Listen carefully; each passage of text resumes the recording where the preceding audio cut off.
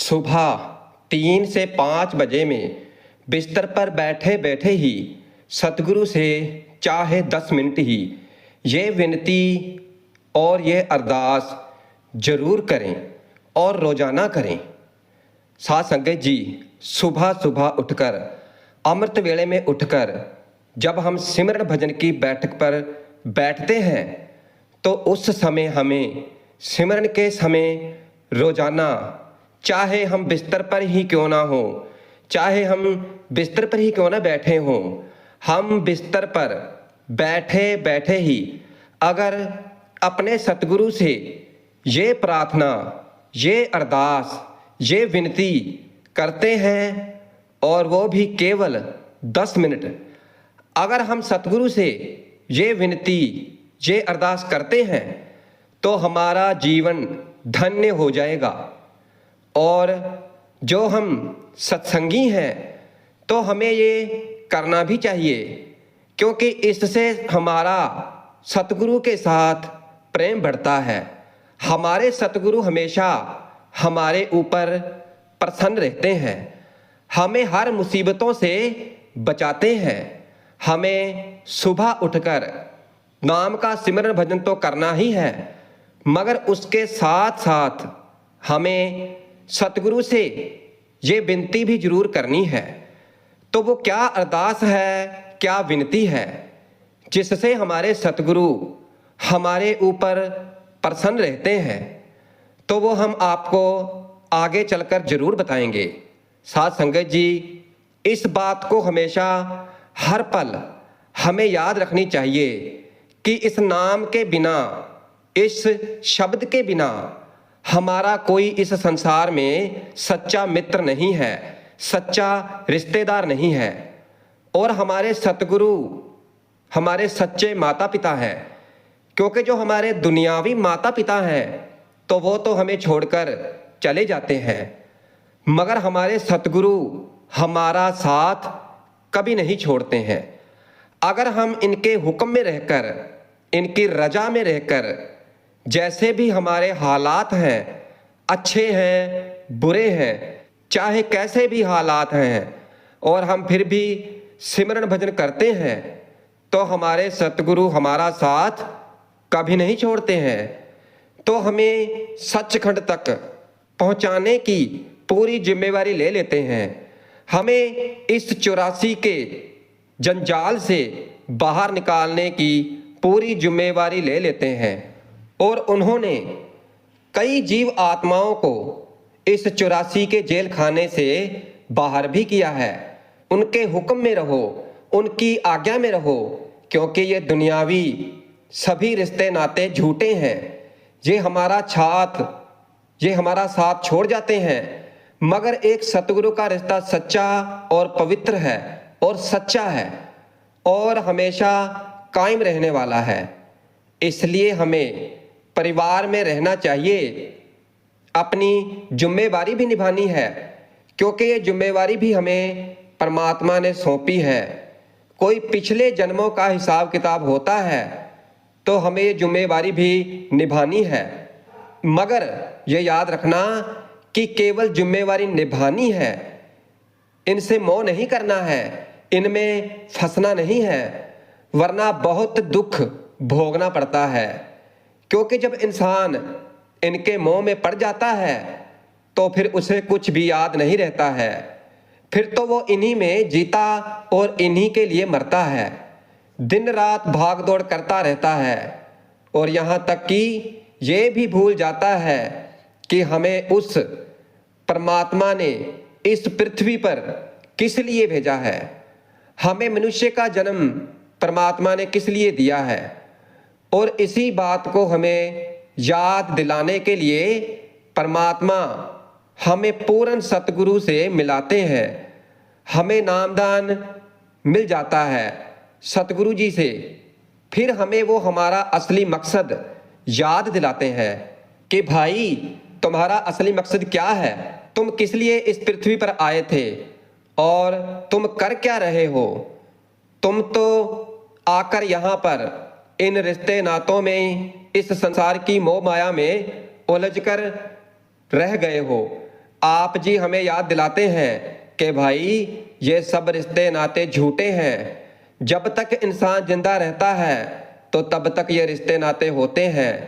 जब उसकी मृत्यु हो जाती है तो सभी रिश्ते नाते खत्म हो जाते हैं। फिर थोड़े दिनों में तो सभी भूल जाते हैं। हजूर स्वामी जी महाराज फरमाते हैं, मित्र तेरा कोई नहीं संगियन में, पड़ा क्यों सोए इन ठगियन में। हजूर जी महाराज इस शब्द के द्वारा हम जीवों को समझाते हुए फरमा रहे हैं कि ये रचना, ये दुनिया, जो कुछ भी हम इन आँखों से देख रहे हैं, तो ये एक 84 का बहुत बड़ा जेल खाना है।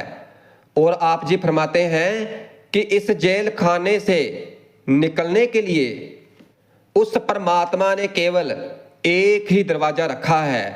तो वो कौन सा दरवाजा है? मनुष्य का जन्म, इंसान का जमा। हम अपने कर्मों के कारण, अपनी ख्वाहिशों के कारण, अपनी तृष्णा के कारण इस जेल खाने के कैदी बने हुए हैं। और जो ये दुनिया है तो ये कर्म भूमि है, कर्मा संदला खेत है। हम इसके ताबे में होकर, इस मन के अधीन होकर जो भी कर्म करते हैं, हम अच्छे भी करते हैं, बुरे भी करते हैं। और फिर इन सभी का नतीजा भुगतने के लिए हम सभी को इस 84 के जेल खाने में आना पड़ता है। अगर हम अच्छे कर्म करते हैं तो फिर अच्छा नतीजा भुगतने के लिए आ जाएंगे, और बुरे कर्म करते हैं तो बुरे नतीजे भुगतने के लिए आ जाएंगे। ना ही कोई अच्छे कर्म करके कभी कोई इस देह के बंधनों से छुटकारा पा सकता है, और ना ही कोई बुरे कर्मों के कारण इन मरण जन्म के चक्रों से बच सकता है।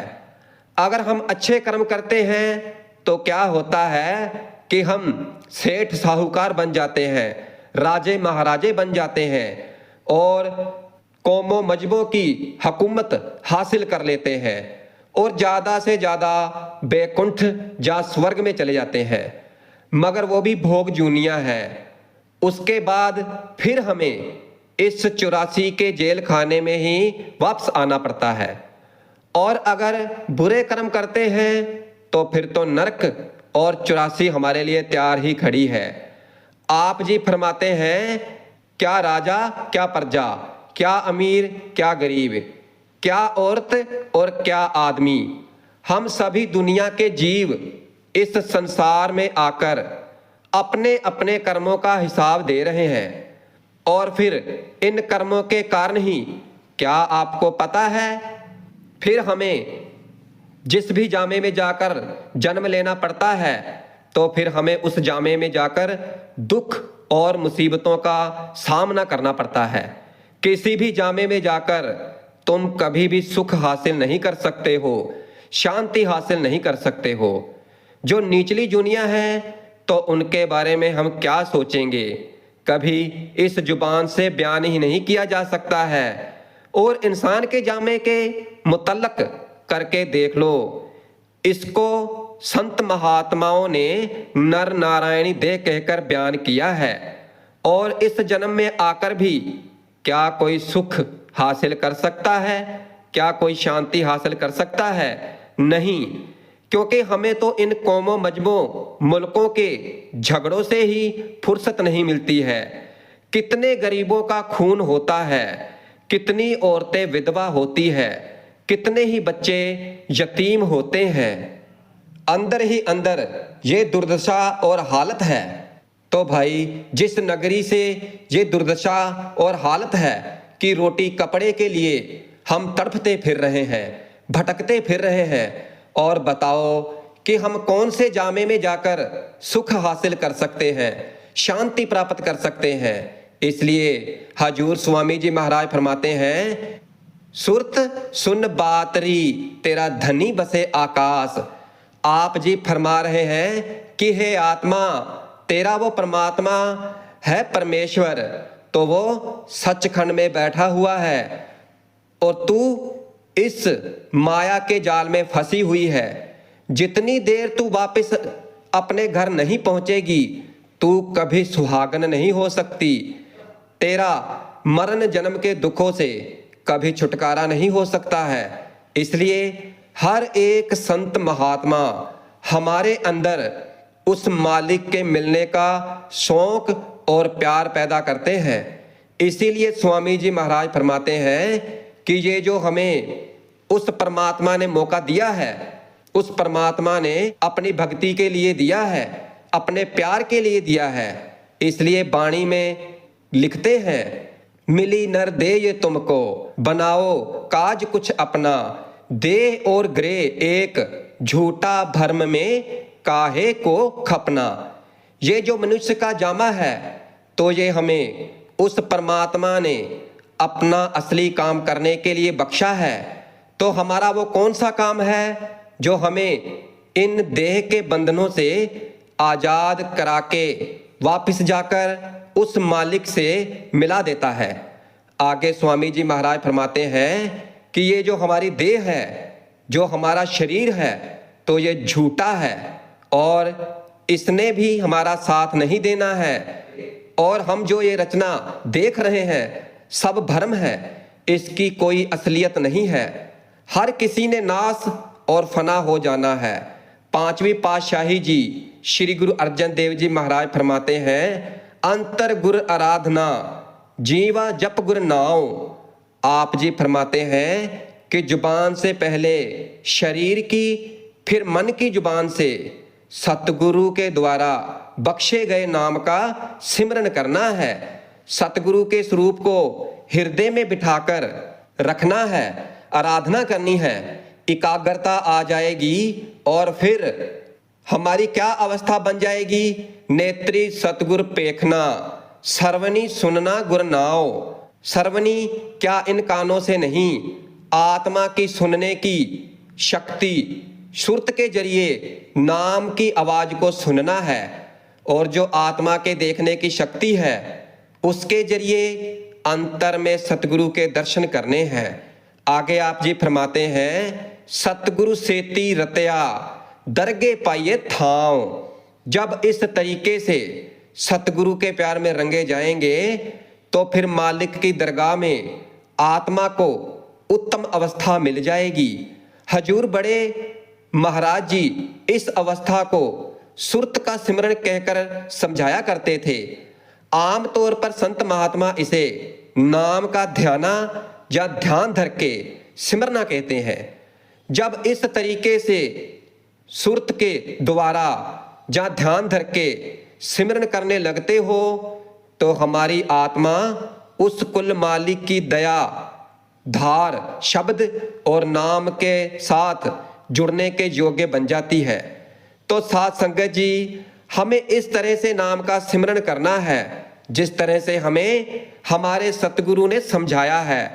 अब हम आपको बताते हैं कि जब हम सुबह उठें नाम का सिमरन भजन करने के लिए और फिर सिमरन के समय हमें ये अरदास करनी है, हमें ये आराधना करनी है, सतगुरु के आगे ये विनती करनी है, वो भी सुबह 3 से 5 बजे में बिस्तर पर बैठे बैठे ही, और केवल 10 मिनट, कोई ज़्यादा समय नहीं बताया, केवल और केवल 10 मिनट हमें बिस्तर पर ही बैठ जाना है, चौकड़ी लगाकर बैठना है और अपने दोनों हाथों को पहले अपने चेहरे पर फेरना है और फिर अपनी दोनों आंखें बंद कर लेनी है और फिर अपने ध्यान को सतगुरु के स्वरूप की ओर लेकर जाना है।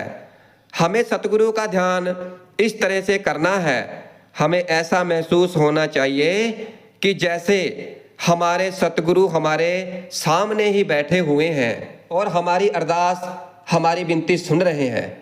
तो फिर हमें कहना है अपने सतगुरु से कि हे सतगुरु जी, आपका बहुत बहुत धन्यवाद।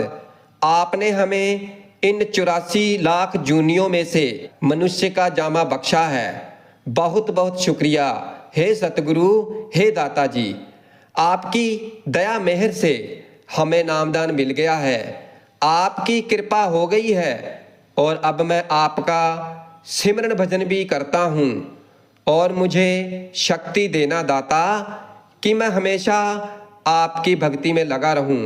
हे सतगुरु जी, हे दाता, मैं आपकी कृपा से हर हाल में खुश हूँ। आप मुझे जैसे भी रख रहे हैं तो मैं उसी में खुश हूँ। हे सतगुरु जी, आपकी कृपा से आज मेरे पास आपका रहने के लिए घर है, अच्छा काम धंधा है, और आपकी कृपा से मेरा अच्छा परिवार है, और मेरे बच्चे आपकी दया मेहर से मेरे कहने में है। वो मेरा कहना मानते हैं और मेरी इज्जत करते हैं। ये सब आपकी कृपा से, आपकी दया से ही संभव हुआ है। हे दाता सतगुरु जी महाराज, मैं आपका सिमरन कर रहा हूँ और हमेशा करता रहूँगा। आप मुझ पर इतनी सी कृपा जरूर करना कि मेरा मन ना भटके, कभी मेरे मन के अंदर बुरे विचार ना आए, मेरे मन के अंदर कभी अहंकार ना आए, मेरे मन के अंदर कभी क्रोध ना आए। इन सभी विकारों से मेरे मन को बचाकर रखना। सतगुरु जी, आपने मुझे अच्छा भोजन दिया है जिसे मैं और मेरा परिवार खाकर तृप्त होते हैं। हे सतगुरु जी, हे दाता, अगर आज के पूरे दिन में अगर मैंने किसी को कुछ कह दिया है गुस्से में तो मुझे बख्श देना दाता। और अगर किसी ने मुझे बुरा भला कहा है तो उसको भी बख्श देना दाता, उसका भी भला करना दाता। क्योंकि हे मालिक, चाहे हम बुरे हैं चाहे अच्छे हैं, मगर हैं तो आपके ही संतान, और आप हमारे पिता हैं। क्योंकि बच्चे से गलतियां हो जाती है और पिता का काम होता है कि अपने बच्चों की गलतियों को माफ़ करके उन्हें सही मार्ग दिखाना। तो आप तो हमें हमेशा सही मार्ग दिखाते हैं, मगर हम ही अनजाने में उस सही मार्ग से भटक जाते हैं। तो ऐसी कृपा करना सतगुरु जी कि हम कभी उस मार्ग से भटके ना। सतगुरु जी महाराज, हर किसी को भोजन देना, कोई इस संसार में आपकी दया मेहर से भूखा ना सोए, सभी पर अपनी दया मेहर बनाकर रखना। सतगुरु जी, हे दाता, मैं आपसे हाथ जोड़कर ये अरदास करता हूँ, विनती करता हूँ कि इस संसार के सभी जीव आत्माओं का भला करना दाता, सभी पर अपनी दया मेहर बना के रखना। सतगुरु जी, मैं एक आत्मा हूँ, मैं शरीर नहीं हूँ। मैं एक आत्मा हूँ और आपका ही अंश हूँ। मुझे अपने आप में समा लेना सतगुरु जी। मैं आपकी शरण में हूँ, मैं आपकी शरण में आकर बहुत खुश हूँ और हर बुरे कामों से बचा हुआ हूँ। तो साथ संगत जी, इस तरह रोजाना सुबह 3 से 5 बजे के बीच में जब आप सिमरन भजन की बैठक पर बैठते हैं तो चाहे बिस्तर पर बैठे बैठे ही केवल 10 मिनट ये अरदास, ये विनती हमें हर रोज अपने सतगुरु से जरूर करनी है।